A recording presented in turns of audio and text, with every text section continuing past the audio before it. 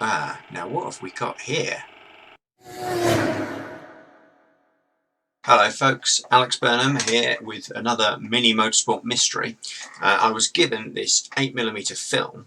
Now the lady who gave it to me doesn't even know what's on it, so I'm going to digitise it and we'll watch it and see what we've got. Okay, saloon cars, I'm going to say early to mid 60s. Those Lotus Cortinas came in sort of 63-ish, 62, 63. Mustangs, Galaxies, Galaxy going for a spin. You can see how wide that car is when it goes around like that.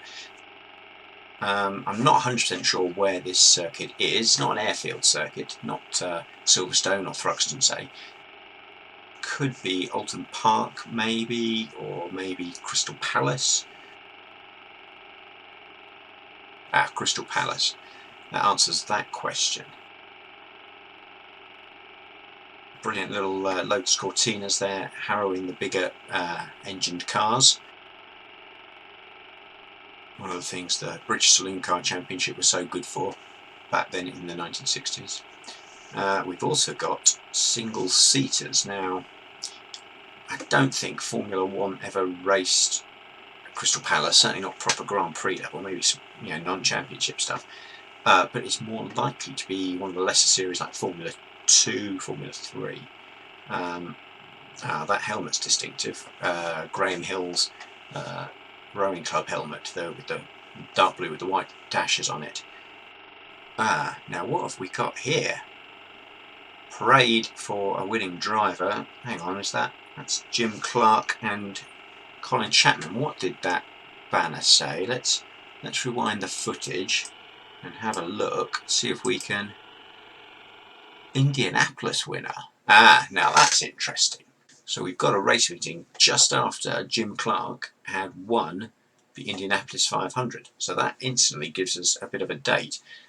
So let's see what we can find. Wikipedia is a brilliant thing. I've been able to find the entry for the 1965 Indianapolis 500, which was the one which Jim Clark won.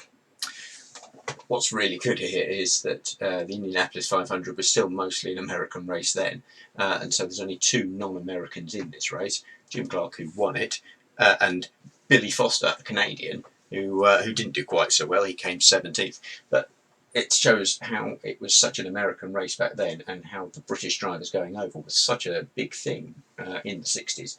I've got a rough date for our race meeting. It happened after May 31st, 1965. Unfortunately, the shot on the film of the programme didn't have the date on it, but I'm sure we can find something by looking at the British Saloon Car Championship of 65.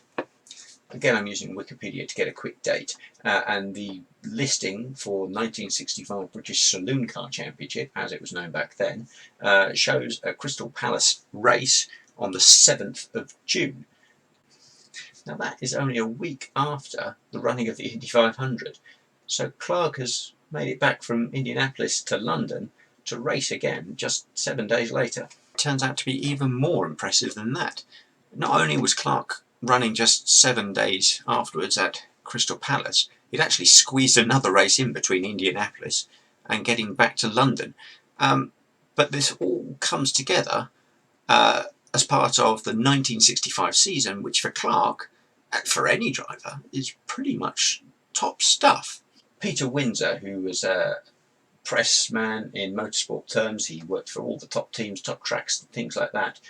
He's got a little website with some interesting information on it, all about Jim Clark's amazing 1965 season.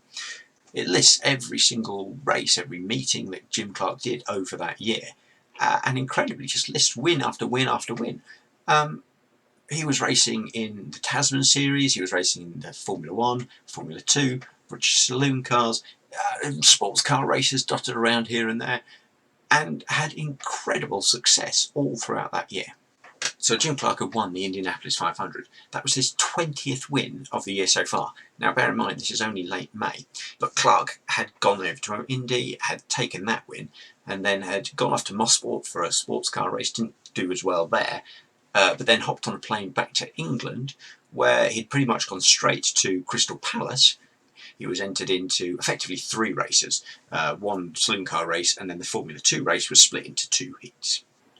Now, I ordered from eBay a copy of the programme from that Crystal Palace event that's on the 8mm footage. Unfortunately, there's nothing, no sort of results written in this one. It mentions nothing about that parade car, but looking through the entry list, it is like a who's who of 1960s motorsport. So let's have a quick look at Clark's races that day.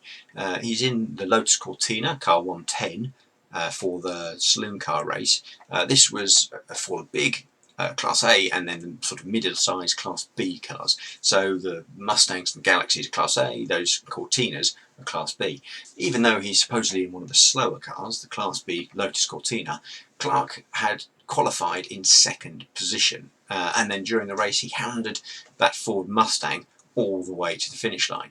He didn't quite get the win, but second place overall, and he won his class quite easily. Clark was also in the Formula 2 race, racing that little Lotus single-seater, and once again he proved his worth.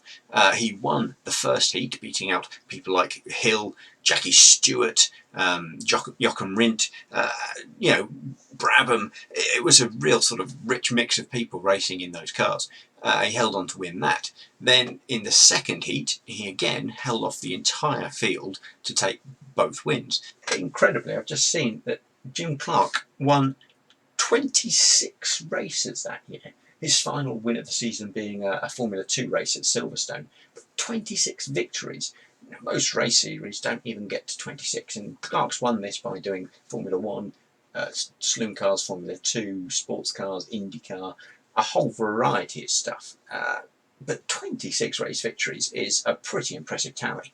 This is the parade car for the winner of the Indianapolis 500, and there's Clark in there. But what's cool is that when he's got back to London, the British authorities have obviously thought, we're going to do the same.